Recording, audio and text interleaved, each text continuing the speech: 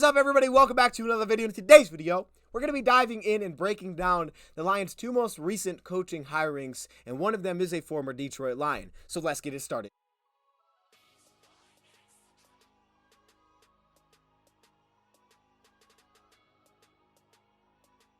Welcome everybody to a video. Glad you guys are here.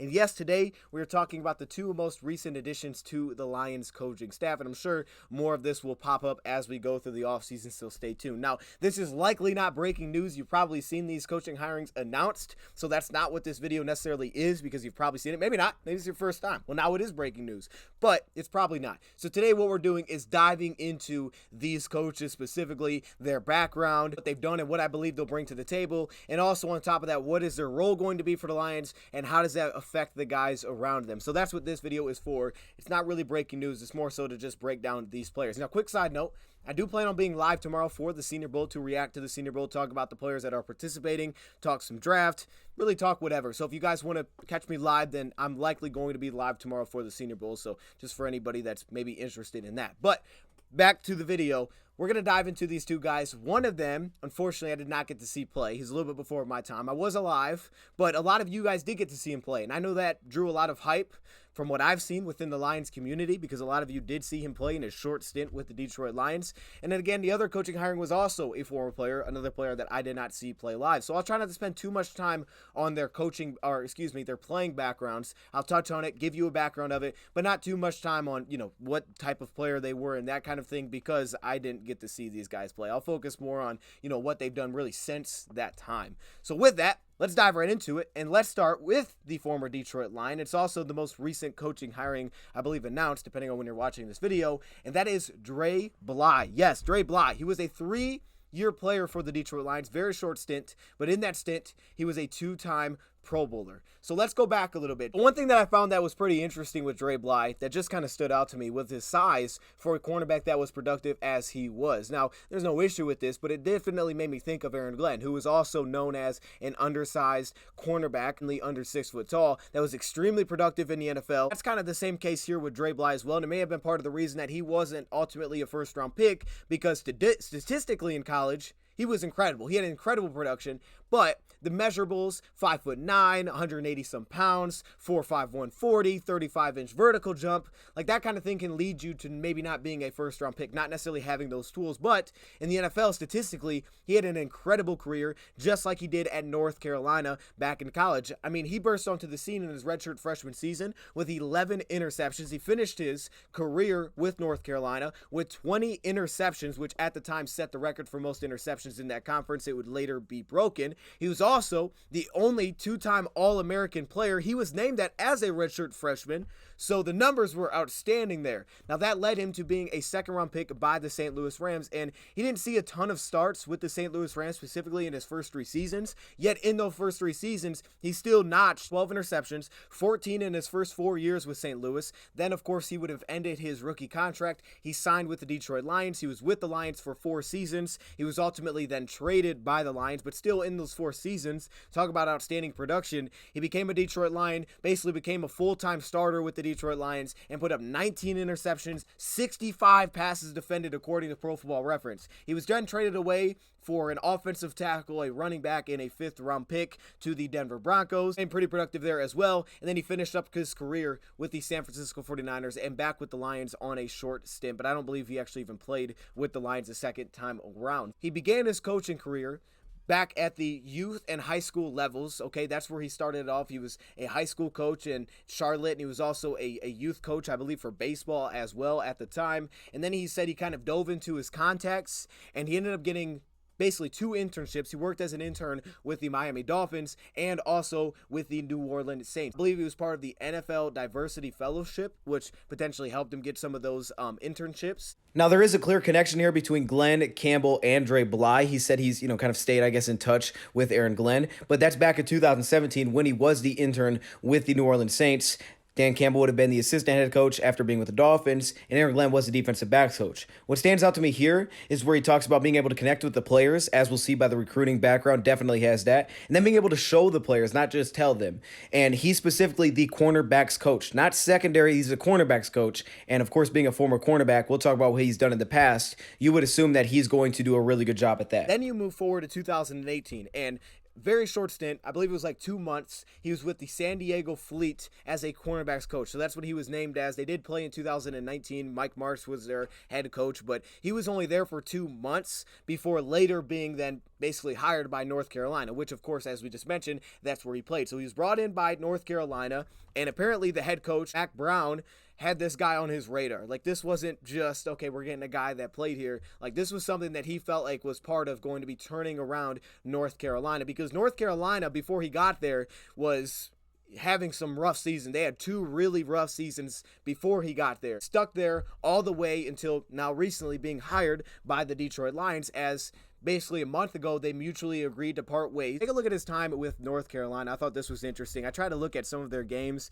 looked at 2020 against NC State. Definitely looked like a pretty heavy man press type of team, but and I'm assuming, there's probably connections on how Aaron Glenn wants to play this thing. He always likes to hire guys within his, what does he say, within his ballpark, I guess, the guys that kind of come from the same type of tree. So I would assume schematically that it makes tons of sense here. But there was a lot of things that stood out to me within his time with North Carolina. So I put some of the stats and things like that on the left side of the screen. And you can see Bateman, who was their defensive coordinator originally there when he first landed with North Carolina, that was kind of known for running his 3-4 front, that would try to get pressure in many different ways, kind of disguise pressure, but obviously do it with the least amount of players that he could. But he wanted to be aggressive. Now, unfortunately, it never really necessarily panned out that way with North Carolina. Like, their disruptive rates weren't ever really that high. However, they were good on third down, and they were good at getting sacks. All right, so that was the case. And they did kind of turn things around in the sense that North Carolina was kind of known before Dre Bly got there. Not to say this was all Dre Bly, but just to put it in perspective, before he got there, their Achilles heel was kind of just defensively, they couldn't stop teams. And in the first 2 years that he was with North Carolina, you see the numbers, 2019 to 2020, as a passing defense, ranked in the top half of the nation.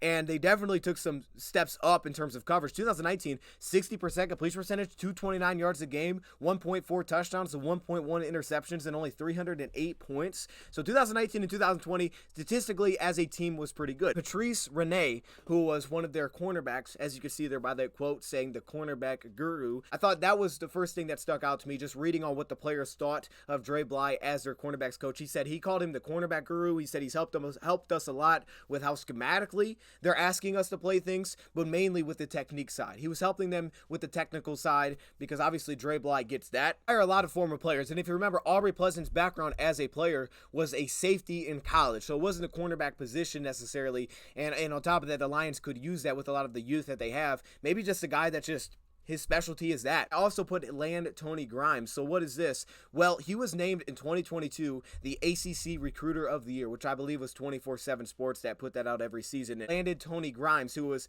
one of the top recruits that North Carolina's ever landed. The second highest ranked player that they've ever landed at North Carolina, and he chose to go there over schools like Texas A&M, Georgia, and Ohio State. And Tony Grimes was quoted saying that Ohio State was defensive back U, which, as we kind of know, they put out a lot of defensive backs. Of course, our Jeff Okudah, Marshawn Lattimore, Eli Apple. Yeah, I mean, you can go down the board. There's tons of guys that have played cornerback at that school and have come out and been high draft picks. But the fact that he chose North Carolina over that apparently had a lot to do with Dre Bly, and there was a lot of credit that he was given for what he was as a recruiter, his interaction with players. He was also noted for being involved of, also acquiring players like 5-star offensive tackle Zach Rice, George Pettaway, Chapman, and Holloway, committing to UNC, and also Marcus Allen as a big-time recruit who chose to go to UNC once again, over Georgia. And this is the quote actually from Patrice Rene, who I was discussing, and this is what he said. He said, once he got here, obviously he hadn't coached at that level before, but I think he's done a really good job. He understands his role on the team. He's our corner coach, and he does a really good job at that and coaching us in terms of technique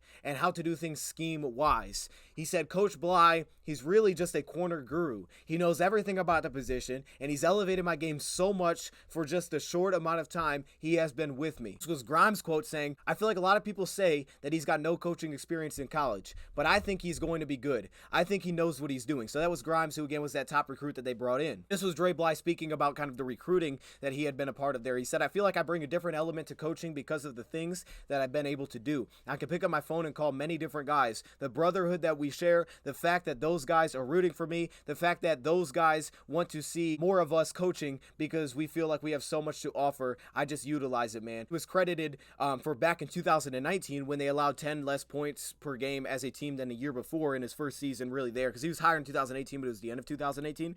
But in 2019, you could see that there was a game that was specifically brought up when reading about him, that DeAndre Hollins was forced to play on the outside against Duke. Hollins had been switched to playing the nickel role, and this was a very smart player off the field that was looking for an opportunity, and the coach went basically to Dre Bly and said, "Hey man, we got to get this guy ready and see if we can pop him to the outside cornerback." It turned out that due to injuries during that Duke game, and they were so thin at outside cornerback, they had to throw him into outside corner, and he was prepared. And as their head coach said, Mac Brown, he's never seen anything like that really before. And that was one of those things that, as a Lions fan, we know situations pop up like that all the time where you have to move pieces. This is a great example. The week before, they had so many injuries. They were hit with a big-time injury bug that season, and that's the things that the big-time numbers don't really tell you, because everything goes into the big numbers, you know, as a whole. But it's the little things like that where a week before, if you're following this team, you may know, right? We would know things like that about the Lions, and they had to take a guy who was mainly playing nickel, and he got to prepare to play on the outside the week before against Duke that season. Now, unfortunately, as you can see, as a whole, their defensive statistics kind of began to just fall off a little bit in 2021 and 2022. After the 2021 season, Bateman, who was their defensive coordinator, was fired as their defensive coordinator. Chiswick came in as their next defensive coordinator. They also fired their outside linebacker coach. I would assume part of that was the schematic side, being that he was playing the 3-4, so it's, you know, different schematically. I believe that was a part of it. So they hired a new defensive coordinator. Now, that can lead to issues. We know that when coaching changes happen, sometimes you get guys that move, and as you can see, Duck, Grimes, Balfour, Brown, they all entered the transfer portal. As you can see, the stats as a whole defensively, again, took a step back. Grimes, who in his career had 19 pass defended and an interception in 3 years, which isn't bad statistically, he also entered the transfer portal, and then again, they mutually agreed to part ways. So that could definitely be a part of it. Like, okay, we're kind of retooling this thing defensively, so maybe that's part of it. And again, for him, just playing that position, the schematic side, I'm going to definitely buy that it's going to fit with what Aaron Glenn's going to want to do. The style definitely looked like it did with all the press man I saw them playing. So hopefully the technical side, they can see some leaps there in just terms of the players individually. And I would assume that guys like Brian Duker and Addison Lynch probably just take on a bigger role after the season. They probably get more added to the title because they held it down in the second half, and we know statistically we were very good. Big part of that was just getting Jerry Jacobs back and other guys like John Kaminsky's and things like that. But in saying that, it would be beneficial to have that, especially if you go out and draft another young guy this year. Maybe that leads to connections potentially within the draft as well. Now, the second coaching hiring that we have, a little bit different, but again, once again, a former player here. As you can see, played at South Dakota State. He was a tight end. And now what he did was very impressive in college. To be drafted in the third round out of South Dakota State, having second really in statistical production there. Only one has had better production from the tight end position to this point. You're talking about a three-time all-conference mentioned player. Very impressive, the type of numbers that he put up: 1,500 yards, 8 touchdowns, over 100 receptions. And now he's hired as our tight ends coach. He played for the Chargers and Browns. He was a very long tenured Brown. He's one of the longest tenured Browns. He stuck there for a very long time. He was a third-round pick by the Chargers that was ultimately traded to the Cleveland Browns in 2002, ultimately retiring because of neck spurs, and he was worried about his health, so he ended up retiring, and he jumped into the coaching ranks. And you can see in 2012, he began with Concordia as a tight ends coach. That was kind of a weird one to find. I didn't see that listed really in a lot of places, but that's where he started his coaching ranks. And then from there, he was picked up by the Arizona Cardinals as an assistant special teams coach and an assistant tight ends coach. So the most interesting thing that I took away from this hiring of Steve Heiden, hopefully I'm saying his name right. If I'm not, I apologize. But I think the most interesting thing that I took away from this hiring of Steve as the Lions tight end coach is, again, we talk about always on the defensive side of the ball, kind of being in our ballpark, coming from the same kind of idea of how we want to do things defensively. Well, that really feels like the case here with this type of hiring. All right. This one was kind of weird trying to figure out, his background, because the weirdest thing was from 2013 to 2017, he was the assistant tight ends coach with the Arizona Cardinals. But in 2018, he became the assistant offensive line coach, which definitely felt like, wait, how the heck did that transition even happen? How do you go from assistant tight end coach to assistant offensive line coach? Well, one thing, as you can see on the bottom, 2018, Steve Wilkes became their head coach for one season. Then in 2019, it was Cliff Kingsbury, and he was their head coach for the rest of the way. So basically, he did survive 2 head coaching changes there. He just basically changed positions when Bruce Arians left. Now, part of this is he got to work with Rick Christoffel. Again, hopefully I say his name right. He was the tight ends coach, the same tight ends coach the entire time that he was there. When he transitioned to being the assistant offensive line coach, he first off worked behind Ray Brown, who was a former offensive lineman, and then Sean Kruger, who recently, I believe, has been fired with some off-the-field issues. But Sean Kruger, when he was there, he was an offensive line coach and the run game coordinator. So to me, at first I think, look, could he be on the run game side with Deuce Staley being fired? I don't think so. But we also know that we still have our tight ends coach in Tanner Inkster, and he was a tight ends coach last year. He didn't go anywhere. However, my kind of thought to this, and it would not shock me, is if Tanner Inkster potentially added the title of running backs coach. The Lions could still go out of house and do it. There's the potential now that Tanner Inkster could get the title of running backs coach with Deuce Staley having left, because he does have that background with the DC Defenders in 2020 and also in San Diego when he was the offensive coordinator there as well. So he has that in his toolbox where you could potentially open that up. This is the hiring, and he's taking the tight end coaching role from what we understand.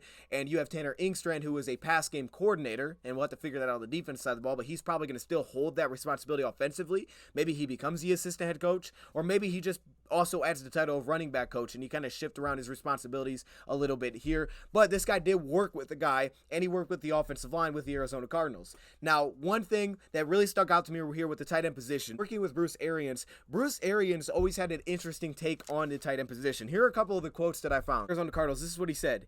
He said, "Our tight ends are here to block."